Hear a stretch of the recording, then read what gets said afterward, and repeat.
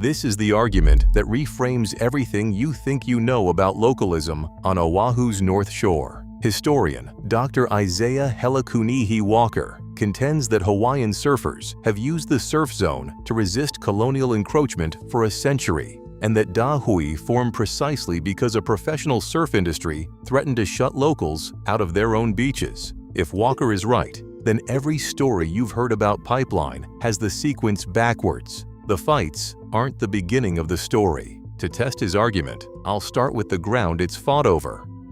Pipeline breaks off Ehukai Beach Park in Pupuka along Kamehameha Highway, right across the street from Sunset Beach Elementary School. Walker's phrase for the contested space is the surf zone.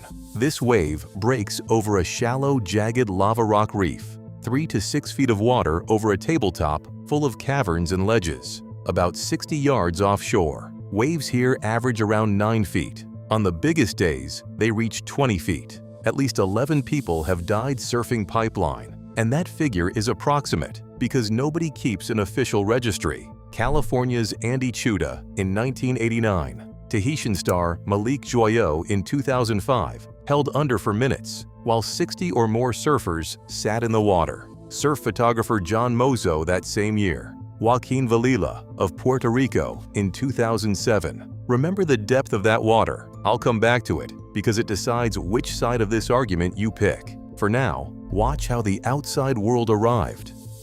December 1961. Bruce Brown drives up with Californians Phil Edwards and Mike Diffenderfer. Edwards paddles out and becomes the first person on record to ride the wave. Diffenderfer spots construction pipe being laid near the highway and suggests a name, Pipeline.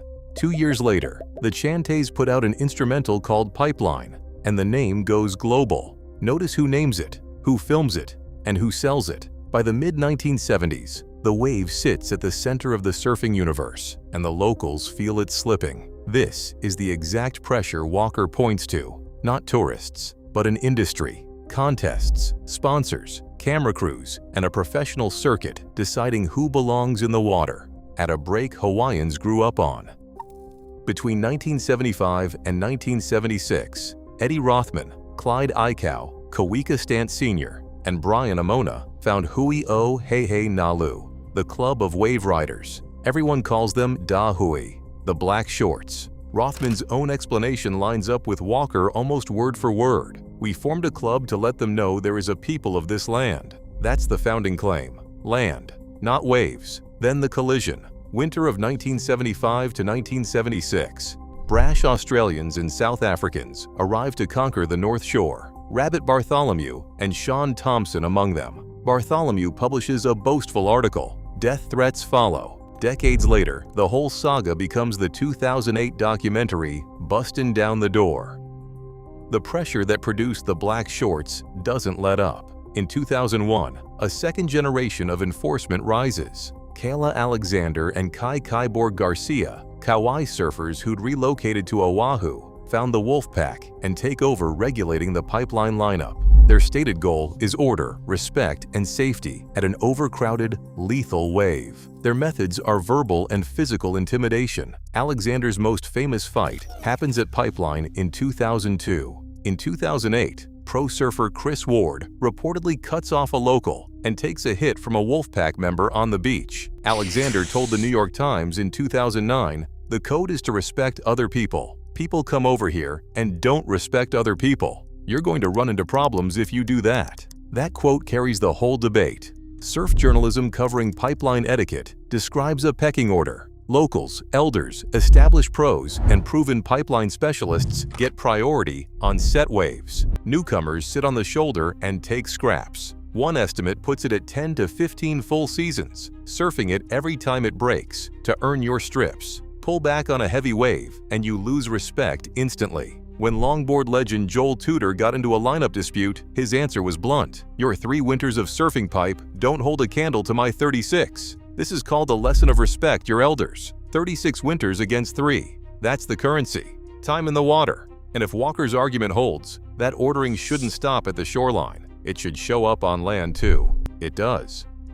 Look at Kainui Road, the back road running behind the beachfront. Somewhere along it sits the house Jerry Lopez built. Lopez, Mr. Pipeline, won the Pipeline Masters in 1972 and 1973 and redefined tube riding.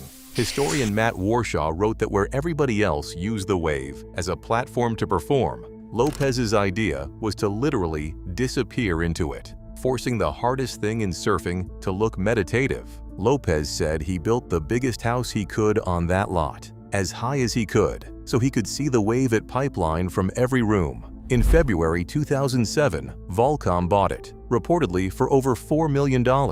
But even inside Volcom's own house, the local logic won. Pro surfer Alex Gray described 15 guys in the main Volcom house and only about 6 in the coveted Jerry house, putting it plainly that you had to earn your way into that Jerry house. Kai Garcia himself was described as the gatekeeper. A few doors down, Jamie O'Brien grew up right next to the lifeguard tower. His father was a North Shore lifeguard, and the house had rules, straight from his dad. Guests were expected to charge pipe. Don't bring a bunch of people over. Don't curse on the lanai. Pick up what you see on the ground. Jamie said living by Pipeline as a kid was scary and intimidating, but something he'd brag about at school. In 2004, at 21, he won the Pipeline Masters. John Florence grew up in an oceanside house at Pipeline, watching the world's best surf his home break every winter. He won world titles in 2016, 2017, and 2024. And in 2022, he bought his childhood Pipeline home for his mother, next door to Kelly Slater's place. Kids from those houses now win the contest the industry brought. Ahukai Beach Park itself stays small. It's free parking, but the lot fills fast, overflow spilling onto Kamehameha Highway. There's a lifeguard tower right on the beach. Within surf culture, the beach and its surroundings function as a proving ground. The social sorting that happens before anyone paddles out is real, even though nobody posts the rules on a sign. Critics point to real violence. The 2007 Pipe Masters incident, where Sonny Garcia choked and chased Brazilian Neko Padarots until police escorted him out. Assaults tied to enforcers like Johnny Boy Gomes, the feared Makaha power surfer, who won the 1997 Pipe Masters. One surf outlet wrote that under the guise of protecting Hawaiian values, real violence was committed, creating a hostile atmosphere. And yet even that outlet concedes the other half. It is obviously wrong for corporate interests to lock locals out of their own waves. Remember the water depth? 3 to 6 feet over lava rock, with a lineup that has held 60 or more surfers at once. That's the reason the safety defense has teeth, and the reason the argument never resolves cleanly. Dahooi went on to become a non-profit, a clothing brand, and a water safety organization that works professional surf events. The enforcers turned into the people pulling surfers off the reef, and the faces keep changing. Moana Jones Wong, the Queen of Pipeline, native Hawaiian, raised on the North Shore, beat 5-time world champion Carissa Moore to win the 2022 Women's Pipe event as a wild card. She called it the best moment of her life. Baron Mamiya took the men's contest back-to-back in 2024 and 2025. In June 2024, the community lost Tamayo Perry, pipeline specialist and Honolulu lifeguard, killed by a shark off Goat Island. His memorial paddle out was held at Ahukai Beach Park. So here's the truth behind Walker's claim.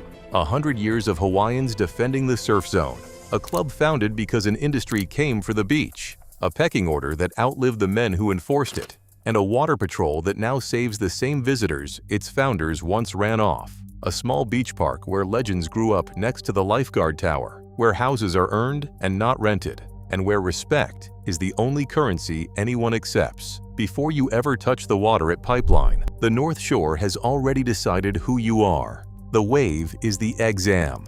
The parking lot is where they check your credentials. Thank you for watching. Please do me a big one and subscribe.